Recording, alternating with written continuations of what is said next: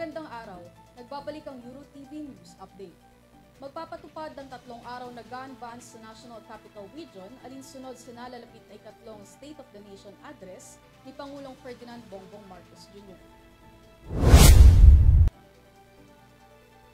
Kinumpirma ng permit to carry firearms outside of Residence Secretariat na tatagal ng 3 araw ang suspensyon na magsisimula sa oras na 12:01 AM ng July 20 hanggang 12 midnight ng July 22, 2024. Bago ang pagsasaayos, una nang inihayag ng PTCFOR Secretariat ang isang nationwide gun ban na epektibo lamang noong Hulyo 22. Nauna nang sinabi ng Philippine National Police na magpapakalat ng 22,000 police personnel para isecure ang SONA. Samantala, may mga plano namang nagmarcha ang mga progresibong grupo ayon sa bagong alyansang Makabayan.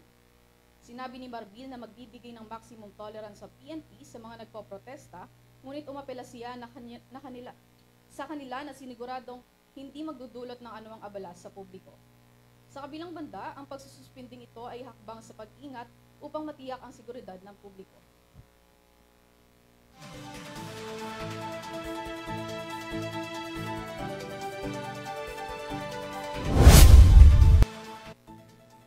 Sa iba pang balita, nag-abot ng cash assistance ngayong araw sa Puerto Princesa si Pangulong Ferdinand Marcos Jr.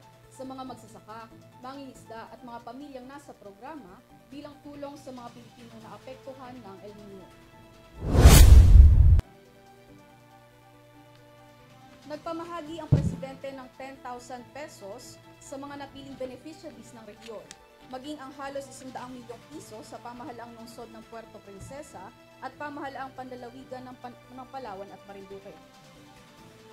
Bukod pa roon, namigay rin ang Pangulo ng mga agri-fishery assistance tulad ng mga makinaryang pangsakahan, mga gamit sa pangingisda, seedlings, fertilizers, at pinansyal na suporta bilang bahagi ng patuloy na pangako ng Department of Agriculture na pag-ibayuhin pa ang sektor ng agrikultura.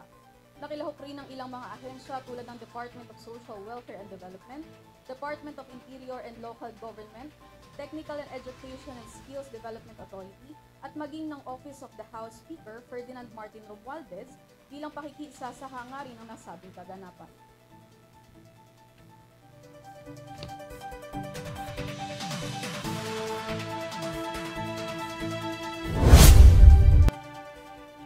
Samantala, dahil sa epekto ng hanging habagat at low pressure area, maulan na panahon pa rin ang nararanasan ng halos buong bansa. Kabilang sa apektado ng hanging habagat ang Metro Manila, Bataan, Zamboanga Peninsula, BARMM, hilagang bahagi ng Mindanao, ilang parte sa Calabarzon at maging sa Mimaropa Region. Habang ang Visayas, Bicol Region, Caraga Region, Marinduque, Romblon, Cagayan, Isabela, Quirino, Aurora, Bulacan, Laguna, Rizal at Quezon ay uulanin din dahil sa LPA.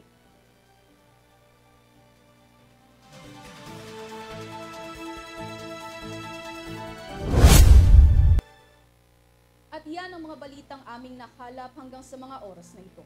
Manatiling nakaantabay, magbabalik ang EuroTV News Update makalipas ang ilang sandali. Ako si Kay Lahin, sumasaludo sa bawat Pilipino.